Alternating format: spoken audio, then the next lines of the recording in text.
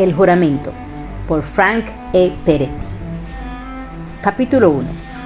El asesinato. Corría, y las ramas y las espinas la arañaban. Trataban de atraparla. Querían hacerla caer y la golpeaban como si fueran manos huesudas que la buscaban desde la oscuridad. La pendiente de la montaña era escarpada, y ella corría atropelladamente, con pies tambaleantes, sobre las agujas de los pinos y piedras sueltas. Con brazos abatidos golpeaba las ramas, buscando el sendero, cayendo sobre los troncos, levantándose y lanzándose hacia la izquierda, luego a la derecha. Una rama caída se le enredó en el tobillo y cayó de nuevo. ¿Dónde estaba el sendero? Sangre. Hedía a sangre. La sentía caliente y viscosa entre los dedos. Le había empapado la blusa y salpicado el pantalón caqui, por lo que la ropa se le adhería al cuerpo. En la mano derecha sostenía con mano de hierro un cuchillo de caza, sin saber que la punta de la hoja estaba quebrada. Tenía que salir de aquellos cerros. Sabía por qué camino habían llegado Cliff y ella, y dónde habían estacionado el camper. Todo lo que tenía que hacer era desandar el camino. Lloraba, oraba y balbuceaba: ¡Suéltalo! ¡Suéltalo! ¡Ay, Señor! ¡Sálvanos! ¡Vete! ¡Suéltalo! Mientras a tientas buscaba el camino, agachándose debajo de las ramas, gateando sobre los troncos y abriéndose sobre la oscuridad a través de la enmarañada maleza. Por fin encontró el sendero, una angosta ruta de tierra de piedra para animales que descendía abruptamente en zigzag por el costado del cerro, a través de los altos abetos y pinos. Continuó cuidadosamente, pues no quería perderse de nuevo. «Oh Señor», exclamó. «Oh Jesús, ayúdame». Harold Bly no tenía fama de compasivo y sin reparos arrastró a su llorosa y suplicante mujer fuera de la casa, por el patio y por la noche, donde la tiró al suelo sin más consideración que el que él habría mostrado al deshacerse de una bolsa de basura. Maggie Bly emitió un quejido al caer dando volteretas en la calle y herirse las manos y los codos con el áspero asfalto. Herida y temerosa, se enderezó y se sentó allí, gimoteando, con los jeans hecho una calamidad y el rubio cabello desgreñado cayéndole sobre los ojos. Con el anverso de la mano se quitó el pelo de los ojos y vio alejarse la silueta de su encolerizado marido que, al proyectarse contra la luz de la entrada, parecía danzar a través de sus lágrimas.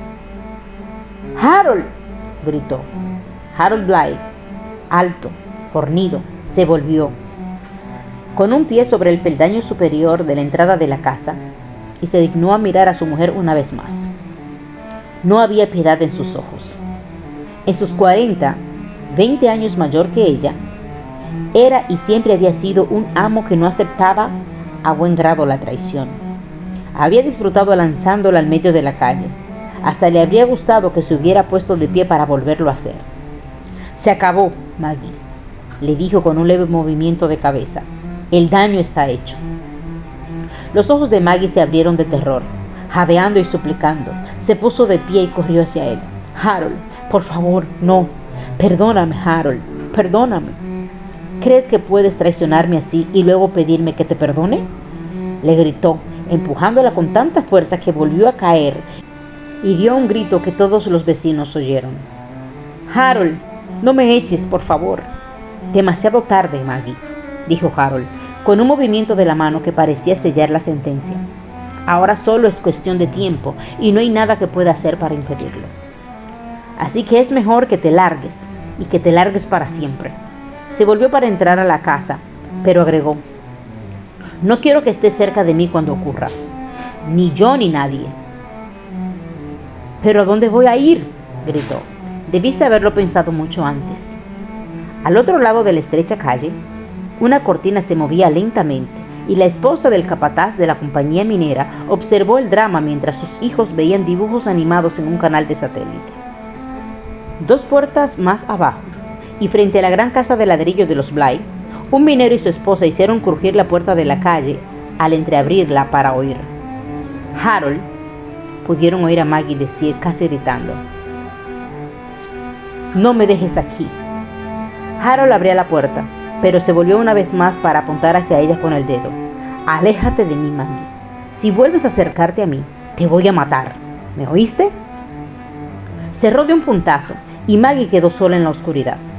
La esposa del capataz temió que se le fuera a ocurrir ir para allá y cerró rápidamente la cortina. El minero y su esposa se miraron y cerraron también la puerta con toda suavidad, esperando que Maggie no hubiera oído el ruido. Maggie se secó las lágrimas que le nublaban la visión y miró hacia las casas de los vecinos en busca de algún refugio, de alguna señal de acogida. Quizás debería ir donde Clarkson. No. A través de la ventana de la sala de aquella casa centenaria vio moverse las cortinas de la sala. Quizás los Brannons. No. Al otro lado de la calle vio la luz del porche de la Casa Blanca, luego la luz de la sala que de pronto se apagaba. Era una clara noche de julio y Maggie se dio cuenta que la mayoría de los vecinos habían oído el incidente. Ninguno le abría la puerta, no querían exponerse a la ira de Harold. A pesar de lo tibio de la noche, Maggie sentía frío, de modo que cruzó los brazos y los apretó contra su cuerpo. Desde la loma, miró calle abajo hacia el resto del pequeño pueblo y no sintió ningún entusiasmo al ver la apretada línea de las casas y viejos negocios con techo de metal. La línea de techos con sus chimeneas se veían como ennegrecidos dientes de sierra contra la montaña al fondo, iluminada por la luna. Apenas se veía una luz encendida. De pronto, Maggie se dio cuenta de que ya era una extraña, y para cualquier extraño, High Driver podría ser un lugar frío e inhóspito. Caminó lentamente y con mucho temor cerro abajo hacia la carretera que pasaba por medio del pueblo. Llevaba la mano en el corazón, como si sintiera un dolor profundo. Miró hacia atrás, luego adelante, después al cielo negro, donde las estrellas centelleaban apacibles entre las altas montañas. Se mantuvo mirando por un largo rato hacia la compañía minera High, una inmensa ciudadela de concreto al otro lado del río, ahora una imagen negra en el cielo. En su imaginación presa del terror, las ventanas del viejo edificio eran rojos y las inmensas puertas eran bocas listas para tragársela. Estaba seguro que incluso las veía moverse. Apretó el paso, tras mirar hacia atrás sobre el hombro y luego de nuevo al cielo, como si algún monstruo invisible la estuviera acechando desde allí. Llegó a la carretera de High Driver, una estrecha carretera de asfalto de 2 vías que corría a través del centro del pueblo y serpenteaba hacia el sur, donde a unos 50 kilómetros valle abajo se encontraba el pueblo de West Fork y más allá el mundo exterior. Solo a unas cuantas cuadras carretera arriba, el pueblo ponía su mejor rostro. Allí, algunos negocios recientes se hacían un racimo en torno a un alto de 4 vías. Yendo hacia la carretera, pero en sentido contrario, estaba la parte vieja del pueblo. High River había visto numerosos inviernos, había pasado a través de siglos las duras luchas y fracasos y no se disculpaba por su edad. Maggie se apresuró para alcanzar la parte más nueva del pueblo a través del alto de 4 vías y pasar por los pequeños comercios. La ferretería Troubadour, la gasolinera Chevron, la taberna de Charlie, todavía abierta, y el abastecedor Denning. Después de allí, el pueblo era un desfile progresivo de viviendas desvencijadas, rodeadas de fachadas de comercio, restos destartalados de camiones y de equipo minero oxidado. Por fin llegó a la casa móvil de los McCoy, un cajón de metal sin ruedas lleno de ventanas que descansaba pendeándose sobre una pila de bloques y tambores de petróleo llenos de concreto, y cuyo techo, todo deteriorado, se veía cubierto con lienzo alquitranado. Maggie pudo ver a Berta McCoy, que la miraba a través de la ventana de la cocina. Cuando sus ojos se entrecerraron, el rostro de Berta desapareció rápidamente. Maggie se acercó al patio de la casa lleno de juguetes desparramados. Gris y Tony, los perros de los McCoy, le ladraron, y todos los perros del vecindario hicieron lo mismo. Golpear a la puerta en aquel momento habría sido por costumbre, porque los McCoy tenían que saber que había alguien afuera. Maggie golpeó, solo unos tímidos toques, y Berta preguntó desde dentro: ¿Qué quieres? ¿Berta? Berta, soy Maggie. ¿Qué quieres? Maggie dudó, confundida. Lo que ella quería no era nada que pudiera gritarse a través de la puerta cerrada. ¿Puedo hablarte un minuto? ¿Quién es? Se escuchó la voz de un hombre. Es Maggie Bly, se escuchó a Berta responder. ¿Qué haces aquí?, preguntó la voz del hombre. Luego las dos voces se mezclaban en una especie de discusión en voz baja mientras que la puerta seguía cerrada. ¿Qué haces aquí, Maggie?, dijo finalmente el hombre. Yo... miró hacia alrededor con sus ojos temerosos. No puedo seguir parada aquí. Entonces vete a tu casa. No puedo. Harold me golpeó y me echó de la casa, tuvo que decir.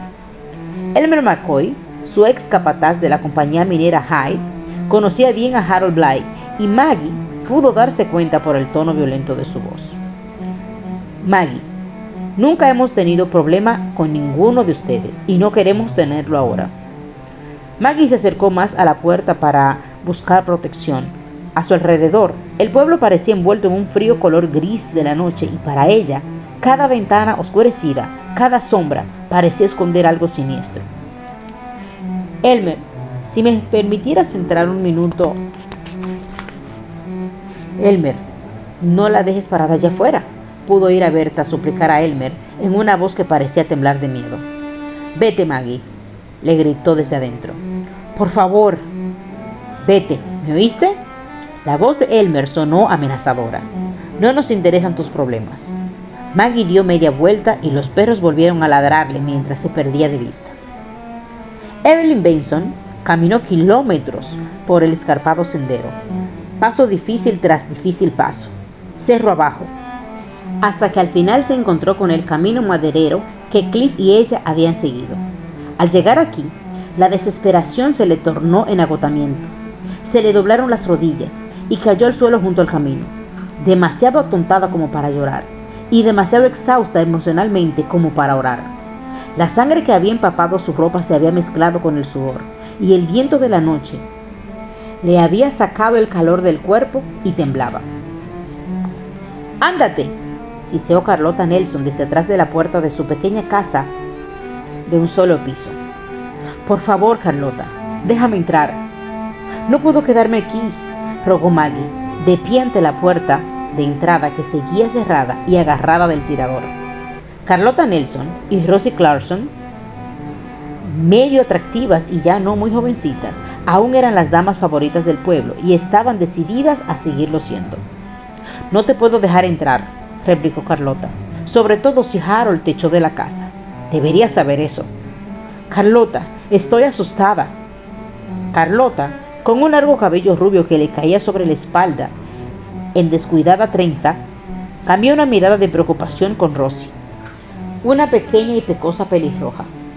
Carlota tenía la mano en el tirador de la puerta, no con la intención de abrirla, sino para asegurarse de que no la abrieran desde afuera.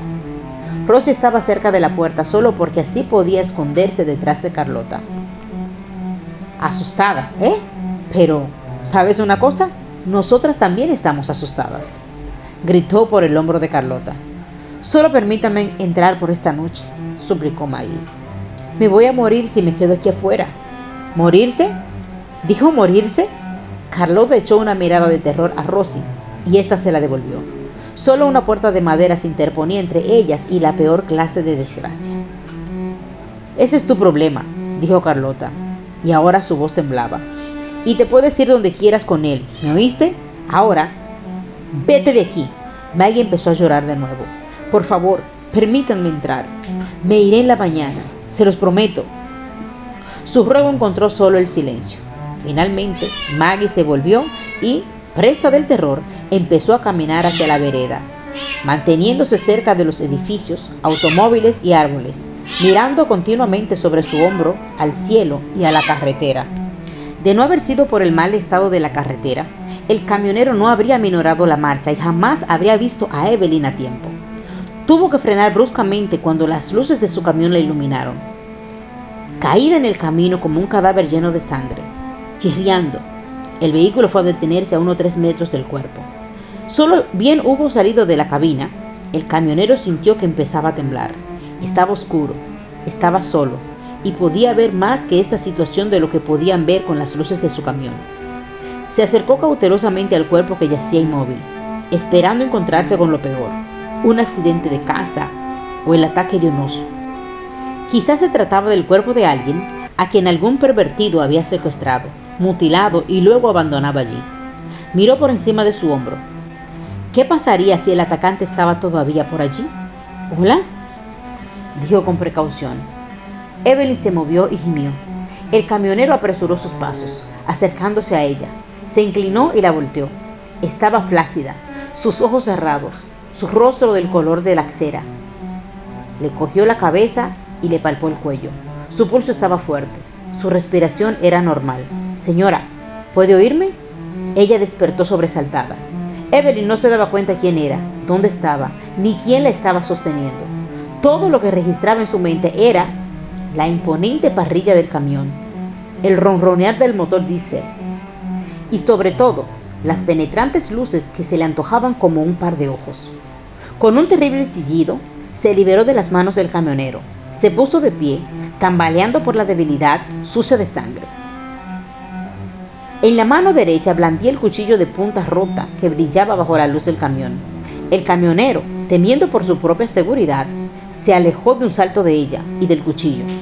Sorprendido, se quedó en medio del camino mirando a la mujer, quien, con sus ojos extraviados y un alarido como de fiera, atacó el camión con el cuchillo, gritando, golpeando, castigando el imponente vehículo, la hoja resonando contra la parrilla. Temiendo que se fuera a herir, el camionero se abalanzó sobre ella, alejándola del camión. Ella golpeó y dio gritos y casi le cortó una oreja.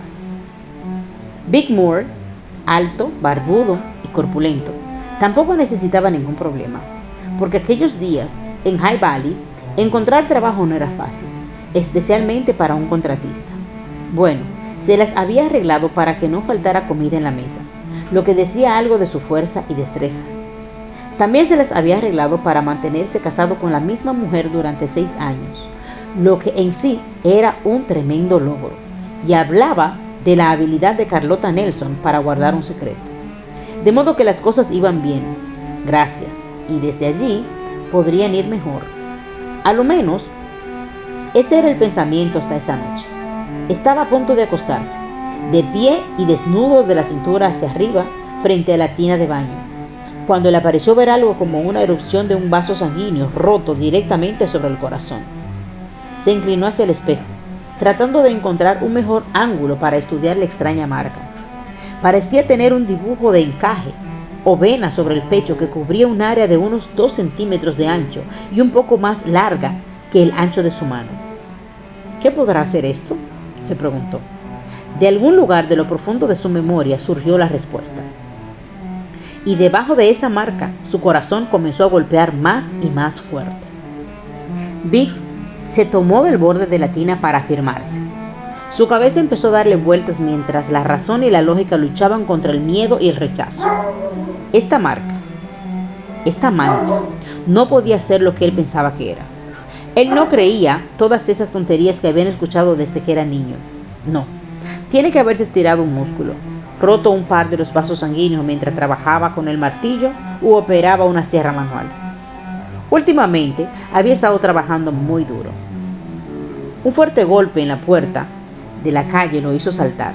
Se dio un momento de silencio, seguido de un golpear desesperado. Dottie, su mujer, estaba en la ducha y sabía que ella no podría escuchar los golpes. Vic maldijo el momento en que alguien llamaba a la puerta. ¿Quién caramba? Tenía que cubrirse. No podía dejar que nadie viera. ¿A qué preocuparse tanto?, se dijo. Ponte una camisa y ya está.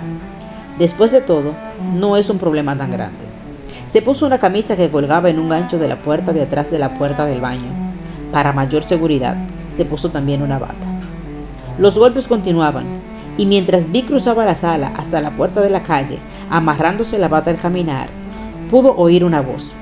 ¿Hola? ¿Hola? Por favor, ¿hay alguien en casa? Ah, aquella voz sonaba como la de Maggie Bly. Abrió la puerta, que se encontraba sin cerrojo. Maggie casi lo golpea al entrar violentamente a la casa. Con el impulso y el terror quedó prácticamente colgando de él. Vic, déjame entrar, déjame entrar. Vic primero se sorprendió, luego se enfureció. Maggie, ¿qué haces? ¿De qué se trata todo esto? Ella se asió de él. sus ojos fijos en la puerta de entrada, como si algo lo hubiera lanzado hacia adentro. Sus palabras temblaban como las de un niño aterrorizado. Vic, permítame quedarme aquí. No te voy a causar ningún problema. Por favor, permíteme quedarme. No puedo ir allá afuera. Maggie, por favor, tranquilízate, le dijo molesto, mientras la alejaba con violencia de él. Y cállate, ¿quieres? Aquí están Dottie y los niños, y supongo que no querrás inquietarlos. Maggie trató de recuperar la calma, pero su voz todavía sonaba chillona a causa del terror. Por favor, no me eches de tu casa. Vic echó una mirada al pasillo que desembocaba en el baño. Todavía podía oír la ducha corriendo. Se estaba poniendo nervioso. ¿De qué se trata? ¿Qué ocurre? Maggie se pasó la mano por el corazón, como tratando de aliviar un dolor. Harold me echó de la casa. Vic vio lo que ella hizo al oír lo que dijo y tuvo miedo. Ella se aproximó a él. Él retrocedió. Tranquila, Maggie, tranquila. ¿Dices que Harold te echó de la casa? ¿Por qué? Maggie permaneció allí, llorando, sin mirarlo. ¿Por qué te echó de la casa?, insistió Vic. Nunca me había ocurrido esto antes, dijo ella, yéndose por la tangente. Vic captó la maniobra y su rostro se endureció de recelo. Se dirigió a la puerta y la abrió completamente. ¡Fuera! Era su sentencia de muerte. Vic, fuera, ahora. Maggie juntó sus manos delante de ella en actitud implorante. Vic, ¿no sabes qué hay allí afuera? Él bajó el tono de su voz hasta un susurro, confiando en que ella captaría el propósito. Se queda allá afuera. Tú no lo vas a traer aquí dentro. No era mi intención que... Las palabras de Vic se aceleraron a medida que su agitación crecía. Maggie, lo que sea que estás haciendo no tiene nada que ver conmigo, ni nada que ver con Dottie o los niños. Ahora, vete de aquí. Ella vaciló, temblando, incapaz de dar un paso. Vic sabía que tenía que sacarla de la casa rápido, así que la tomó de un brazo y la arrastró hasta la puerta. Ella rompió a llorar. ¡Cállate!, le dijo por debajo, y luego le echó a la calle, cerrando la puerta y echándole el cerrojo. La ducha había cesado. Momentos después, Dottie, una hermosa mujer con una toalla en su cabellera y vistiendo una bata, entró a la sala. ¿Quién era?, le preguntó a su marido, con cierta preocupación. Vic permaneció de pie en medio de la sala mirando a la puerta, esperando que Maggie se atreviera a regresar. Al volverse hacia su esposa, no pudo ocultar que estaba algo disgustado.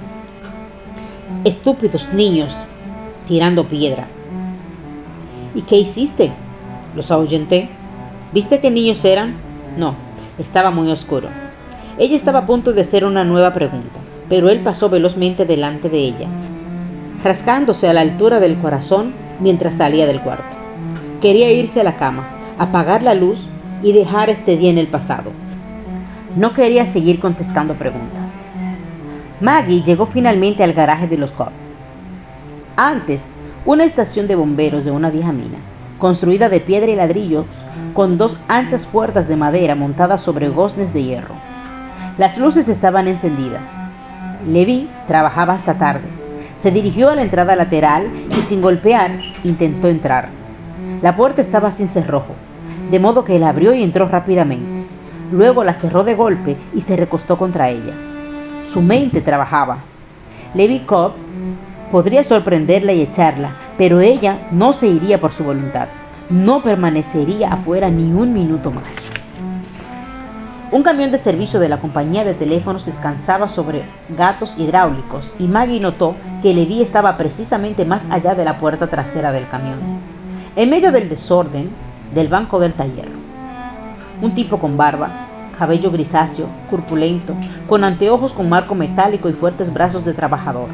Sostenía un soplete en una mano y con la otra se levantaba la máscara de soldador para ver quién había entrado. Al verla parada contra la puerta, para mantenerla cerrada, temblando y desgreñada, alzó la cabeza. ¿Señora Bly? A medianoche, Steve Benson había recibido una llamada de la madre de Evelyn, y antes de las 2 de la tarde del día siguiente llegaba al centro médico del condado Clark, en West Fork. Podía sentir que la fatiga lo perseguía por el corredor del hospital, pero tenía suficiente fuerza para que no lo alcanzara.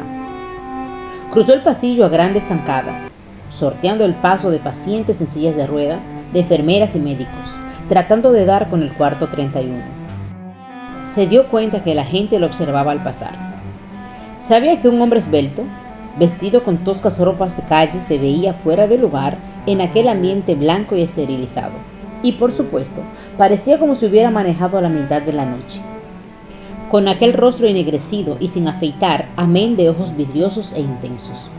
Que pensara lo que quisieran, se dijo. Su prioridad era ver a Evelyn y saber si habían localizado a su hermano Cliff. Las enfermeras y la alguacil del sheriff, a lo menos vestía como tal, lo esperaban. Al verla, su impaciencia dio una nueva vuelta de rosca. ¿Estaría pensando el departamento del sheriff que el caso de Cliff Benson no era tan importante que habían mandado a una mujer? A Steve le pareció una recluta, cabellera rojiza cortada con delicadeza en el cuello y sin un cabello fuera de su lugar, como si nunca hubiera tenido que hacer un trabajo en la policía.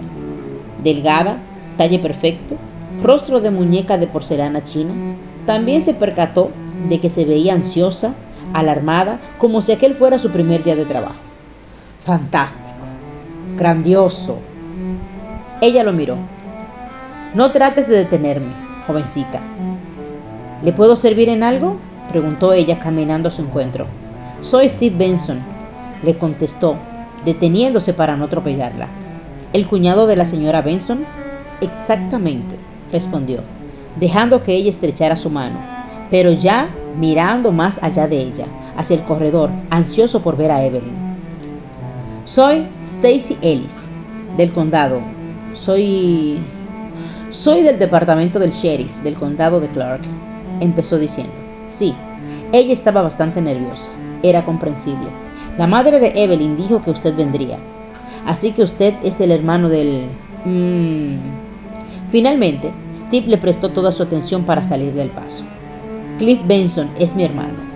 ¿Está solo? Pareció titubear al hacer esta pregunta. ¿Alguien más vino con usted?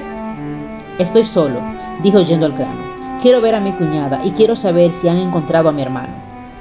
Ella entendió la expresión de su rostro y el tono. Bajó los ojos por un momento y finalmente dijo: Evelyn está viva, a salvo y bajo sedantes. Sus heridas no son serias. Tiene algunas heridas y magulladuras y está en shock cuando el camionero la trajo, pero ahora está descansando. Se pondrá bien. Para Steve no pasó inadvertido el hecho de que hablara únicamente de Evelyn. Pero antes de que pudiera decir algo, ella le tocó el brazo.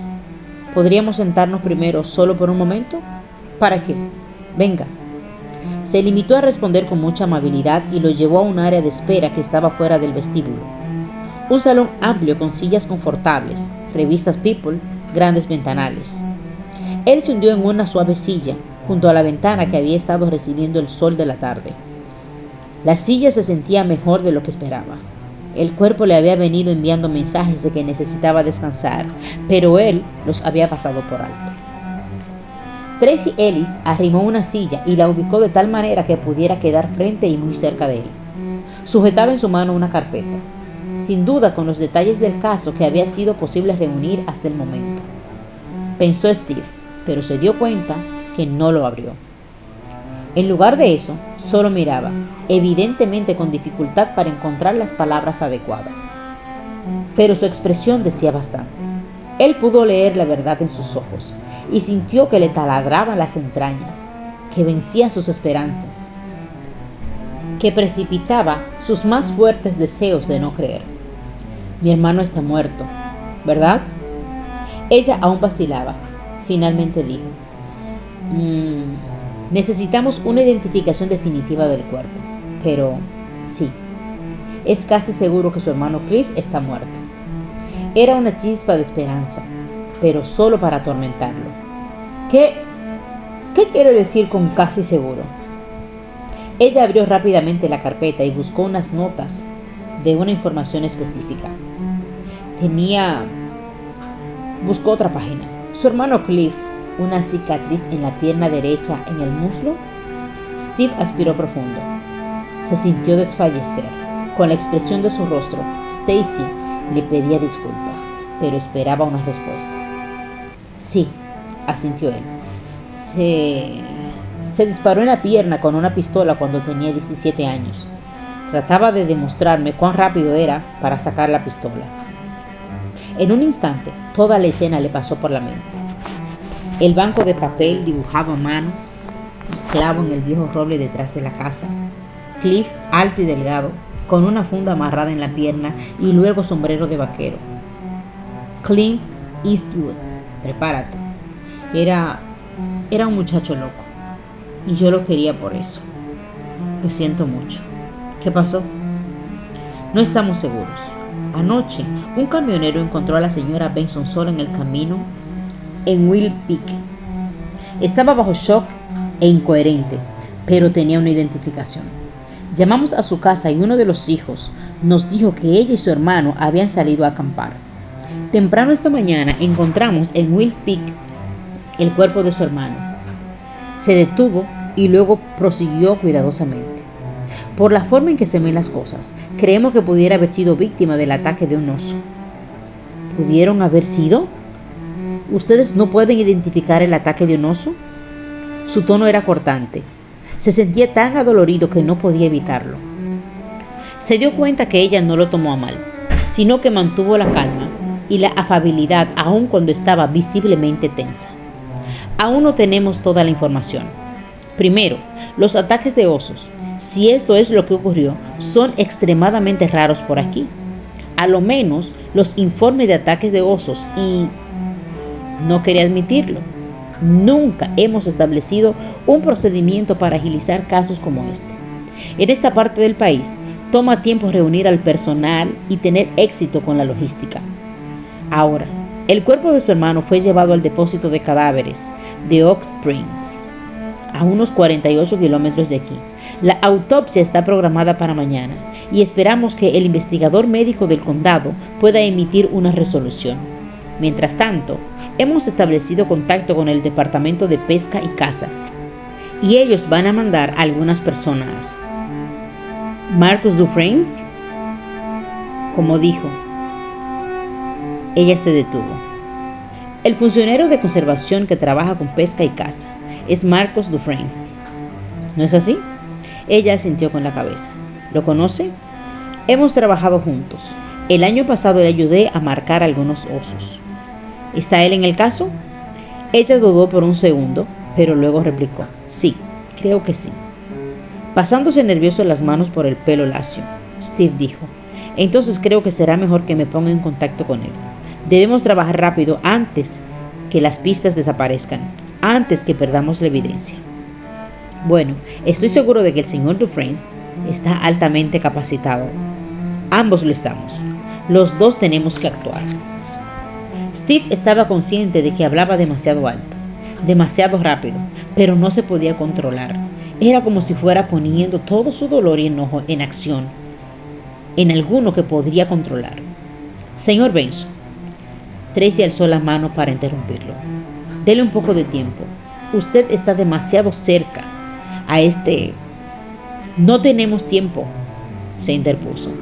Si este fue un ataque de un oso, las huellas pueden desaparecer en horas. Hay gente calificada trabajando en este... ¿Habla usted de preparación? ¿No es eso?, dijo Steve alzando la voz. ¿Sería lo suficientemente bueno para usted un doctor en ciencias biológicas? ¿O un profesor de la Universidad del Estado de Colorado que enseñe ciencia del medio ambiente y biología? Conozco a los osos, algo así. En los últimos 10 años me he especializado en la conducta de los osos pardos y negros. El Servicio de Parques Nacionales me ha consultado y he presidido 12 juntas investigadoras de ataques de osos. He llevado a cabo investigaciones sobre el hábitat y costumbres del oso pardo en el Parque Nacional Glaciar. Por cierto, estoy en proceso de escribir algo de lo que sé que usted podrá leerlo cuando termine mi libro. Pero por ahora, tengo a un hermano que ha muerto y a un oso solitario como posible responsable y... Se detuvo, tomó una gran bocanada de aire y se inclinó hacia adelante, haciendo descansar su cabeza en las yemas de sus dedos. Había ido demasiado lejos y se daba cuenta. Había que reconocer la tranquilidad de Tracy y su suave respuesta. Dr. Benson, ¿por qué no vamos a visitar a su cuñada? Vamos a hablar más después que la vea. Se lo agradecería profundamente. Su tono era tranquilizador, como queriendo disculparse. Evelyn era más que una cuñada. Steve la conoció mucho antes que se enamorara de Cliff. Incluso salieron varias veces. Era una amiga de toda la vida. Su pequeña hermana, bromista, con los suficientes atributos para poder ser la mujer perfecta para un tipo como Cliff. Al entrar silenciosamente al cuarto, vio a la madre de Evelyn, Audrey Miller, sentada junto a la cama, sosteniendo la mano de su hija. En la mesita había un ramo de flores y la radio, empotrada en la pared, tocaba música clásica suavemente.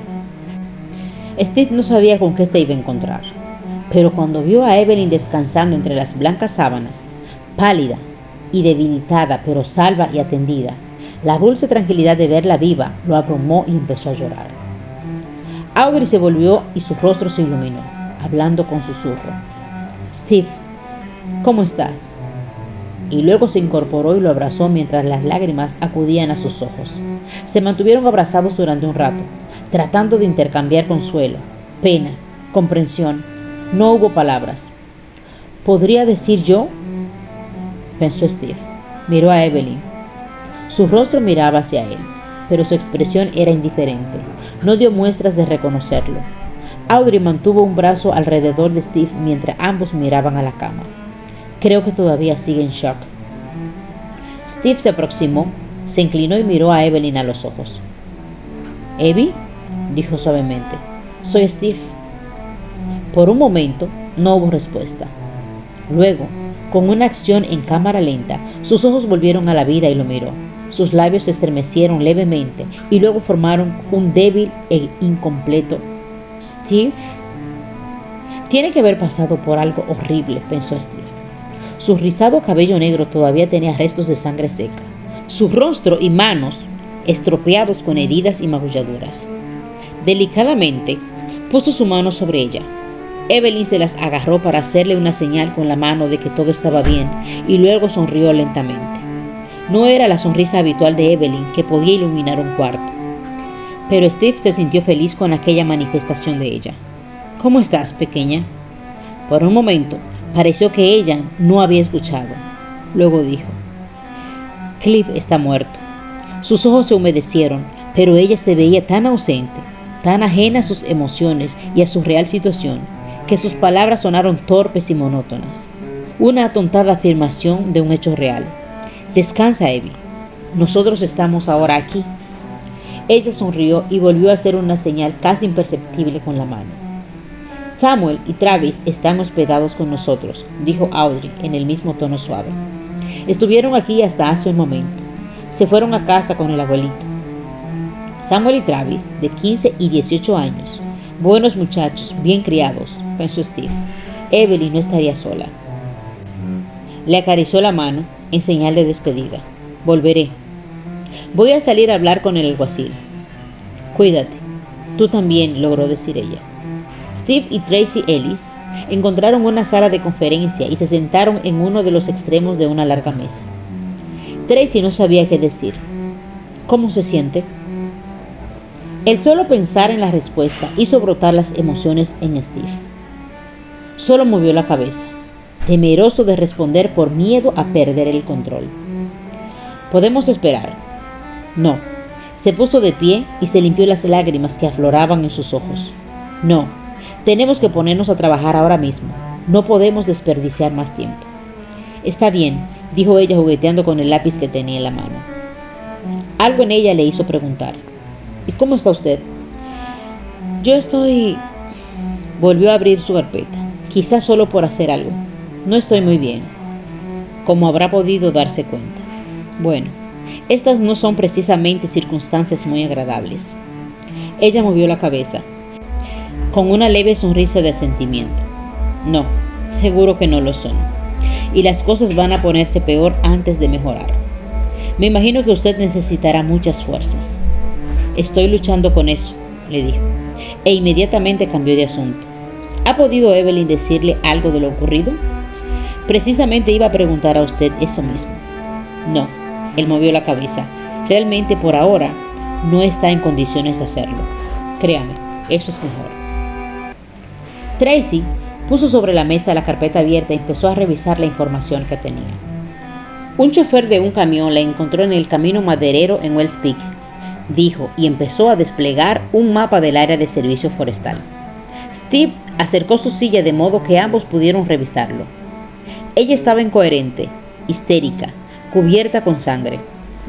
Aún tenía en su mano un cuchillo de cazador y el chofer del camión dice que atacó al camión con el cuchillo.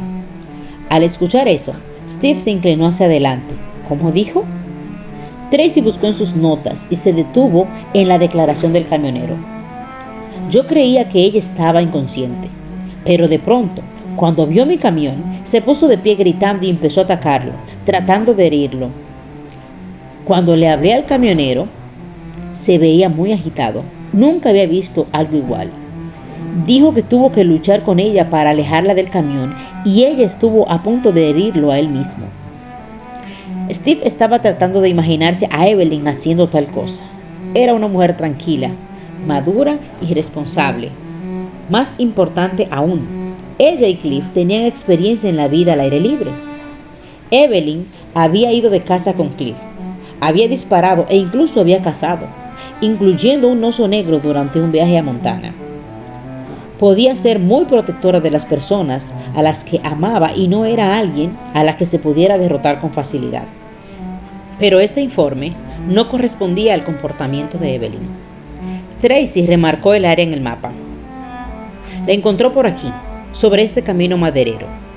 Esto está a unos 20 kilómetros del pueblo de High River. Ella y su esposo estaban acampando cerca del cerro, aquí, cerca del final del camino, de la escalera. Nunca nadie ha visto un oso pardo en Wells Peak, pero la gente de pesca y caza cree que quizás fue un oso grande, marcado con el número 318.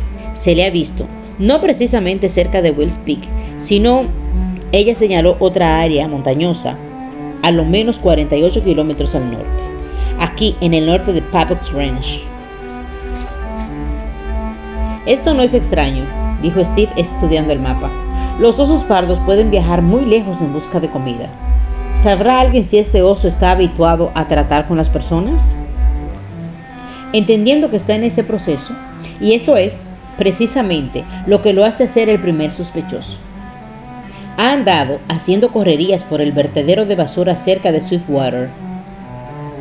De nuevo señaló la pequeña villa en el mapa, a unos 48 kilómetros al norte de Wells Peak. Y en algunas viviendas se ha visto cómo ha desaparecido su basura. Pero este ataque, Tracy movió la cabeza expresando turbación. Bueno, nadie lo esperaba. ¿Ha examinado a alguien el sitio del ataque? Sus hombros se aflojaron y pareció sentirse incómoda. El sheriff Collins y yo fuimos allá en las primeras luces de la mañana. No sabíamos qué andábamos buscando. Sabíamos que la señora Benson había bajado por el camino de la escalera y sabíamos que había sido difícil, pero se detuvo. Dr. Benson, no fue nada agradable. Sabía que ella estaba tratando de protegerlo, pero necesitaba oír la verdad. Continúe. Ella tartamudeó un poquito. Buscó entre sus notas y escogió las palabras. Encontramos el lugar donde habían acampado. Una tienda pequeña. Un hueco para la fogata a cierta distancia cerro abajo, 2 mochilas. Las provisiones de alimento estaban debidamente empacadas en sus cajas en algunos árboles lejos del campamento, de nuevo cerro abajo. ¿Colgadas en una cuerda tensada entre los árboles? Exactamente, dijo Tracy asintiendo. ¿A lo menos a 5,5 metros sobre el nivel del suelo? Exactamente. Sí. Cliff y Evelyn siempre lo hacían así. Era un método estándar para proteger la provisión de alimento y a los campistas de los osos en busca de comida. No solo la comida resulta inaccesible, sino que ubicada lejos del lugar del campamento, cerro abajo, lo cual significa a favor del viento de noche. Hasta ahora, pensó Steve, hicieron todo correctamente. Tracy encontró un rústico mapa del lugar que habían trazado mientras había estado allí. Se lo pasó a Steve. Pero aquí fue donde encontramos el cuerpo de su hermano. cerca del lugar donde estaba la comida, en un bosquecillo a unos 70 metros del campamento. El lugar estaba marcado con una X. Tanto Cliff como el oso tienen que haber ido al escondite de la comida al mismo tiempo, por la misma razón, y haberse sorprendido el uno al otro, pensó Steve. Llamamos al médico forense y él y yo retiramos el cadáver. Se transportó al Hospital General Carson en Oak Springs para practicar la autopsia. El resultado debe llegar mañana a cualquier hora. Tracy juntó todas sus notas, las guardó en la carpeta y las cerró de un golpe. Steve entendió que había terminado de darle la información, al menos por ahora, así que la dejó. Considerando el día que había tenido, las cosas horribles que había visto, la horripilante tarea de sacar el cuerpo de Cliff de las montañas, no la reprochó. También había hecho un buen trabajo. Estaba empezando a darse cuenta que la había juzgado mal. ¿Qué día ha tenido usted?, le dijo reposadamente. Sí, señor. Y lo siento muchísimo. Gracias. Más silencios embarazosos. Tiene que haber sido un tremendo esfuerzo sacar el cuerpo de Cliff. Cliff era alto, el tamaño de Steve, pero más pesado. Eso no pareció confortarla. Sentada allí, mirando la carpeta y mordiéndose nerviosamente el labio inferior, finalmente preguntó: ¿cuáles son sus planes? Necesitaré ver el... Iba a decir que necesitaba ver el resultado de la autopsia, pero de esto había estado hablando en relación con Cliff, el cuerpo de Cliff, y no quería imaginárselo. Él sabía lo que podía hacer un oso pardo. Había visto arrancar una mandíbula con un solo golpe de una garra de 6 pulgadas, un brazo desprendido y comido mientras la víctima aún estaba viva, una cara completa tirada en un charco de sangre en medio de la maleza, el cuerpo de un niño abierto y vaciado desde la pelvis hasta la caja torácica. Ninguna cantidad de tiempo podría disminuir las imágenes, los sonidos, los olores. Cliff, muerto de esa manera. Steve tuvo que bloquear cualquier pensamiento al respecto. Yo creo que Bueno, alguien necesita leer el informe de la autopsia y recibir las conclusiones. Yo podría verlo personalmente, pero ahora mismo no lo sé. Notó vagamente que ella parecía aliviada de oír que él no quería leer el informe. Pero de cualquier manera necesito ver a Marcus Dufresne. No me sorprendería si él me contacta primero, una vez que sepa quién es la víctima. Pero comencemos a trabajar. Ella le sonrió. A él le impresionó la calurosa y reconfortante sonrisa que le dio.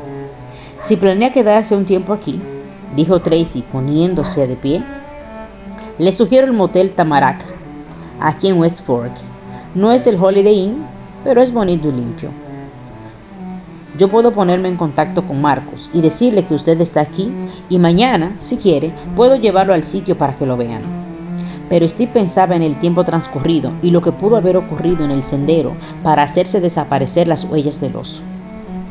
Pensaba en la forma en que la naturaleza limpia un lugar de acampar, la lluvia, el sol, el viento y los animales en busca de comida, todo lo cual puede rápidamente borrar las pistas vitales para saber qué fue lo que ocurrió. Miró al alguacil Tracy Ellis, quien parecía cansada, quien ya había ido al sitio y vuelto.